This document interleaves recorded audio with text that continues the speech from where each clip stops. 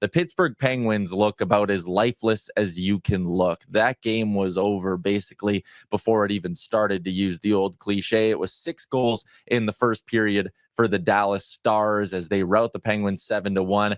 And listen, if this was any other team with any other coach, it's that coach is fired already. Like, you can't be off to that miserable of a start and get boat raced the way you do and not need some sort of a change. But it's Mike Sullivan in Pittsburgh. He's very entrenched with ownership. He's entrenched in the identity of this team. So it's hard to imagine them making a change, but something's got to give here.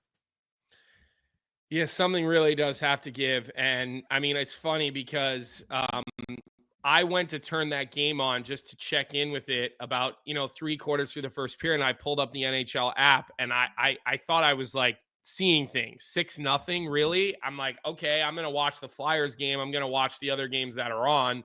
Although some of the games were a little bit later last night, but you got to wonder, right? He brought in David Quinn this year. So he's a first-time assistant coach with this staff. He does have head coaching experience. He is a Boston guy as well. He is well capable of being a guy if they needed him to. I wouldn't really see them going out and going after Joel Quenneville.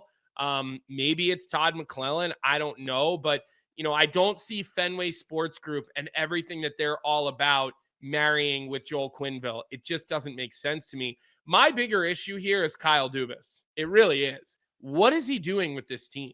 What is the direction, right? Like, he should have made some hard decisions and he didn't. And I don't know if they were his decisions or ownership's decisions, but to me, that's the guy you really got to point fingers to, because we know Mike Sullivan can coach. We already know that. He's one of the best there is, and he's not going to be out of work if it ends in Pittsburgh very long. There's a reason he's Team USA's coach. So to me, I'm looking at roster construction and you got major problems. 100%. And I know, again, it's easy to sit here and be like, well, they just got to rebuild. But when you look at the way that core is locked up, like Erik Karlsson, $9.9 million for this year and 2 more.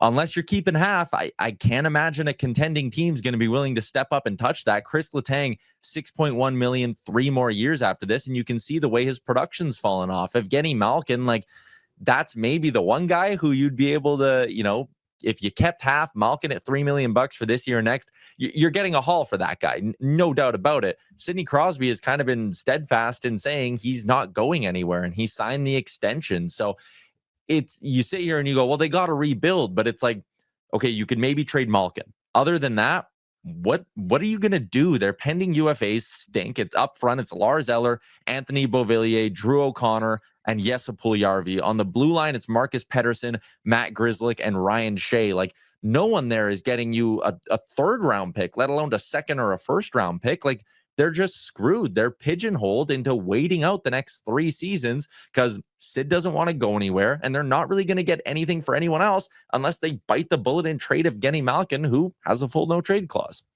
It hasn't been good work by Kyle Dubas. It just hasn't. They gave him total control. He became a president. He named himself GM. At least you know one thing. The accountability all falls on him. He can't blame a president. He can't blame a general manager. He's the only guy that you can point fingers at and blame. And it just hasn't worked. It hasn't worked. Like, to me, he's the number one guy I'm looking at as the problem as to what he's done. And look, Kyle Davidson, a first-time GM, walked away from Patrick Kane and Jonathan Toews. And I know they were unpopular decisions, but he had to do it to rebuild. You can't rebuild with those guys, right? And people were mad, but they went out and they got Bedard. They got a little lucky. They got Bedard. They've made some other picks. Now they're starting to come back the other way. Fans are bought into the rebuild. What's Pittsburgh doing? If I was a Penguins fan, I'd be pissed. I wouldn't show up either. And right now, they're not. Yeah. JC is in. Crosby's in a Ray Bourque situation. Leave to win or stay and miss the playoffs. I mean, it's different than Ray Bourque because Sid's won, right? Like, Sid's career will end at some point, and he'll be known as one of the best winners or the premier winner of his generation. Hockey sense, it's the Karlsson trade, it's the Jarry contract, and we'll chat a bit more about Tristan Jarry with Carter Hutton coming up in the blue paint. What's up, hockey fans? If you enjoyed that video, then you need to be hitting the subscribe button right here at Daily Faceoff. Exclusive interviews and analysis from our hockey insider Frank Saravalli, fantasy updates from Brock Sagan, and a daily live show at noon Eastern, Monday through Friday. You don't want to miss any of the fantastic content, so hit that subscribe button.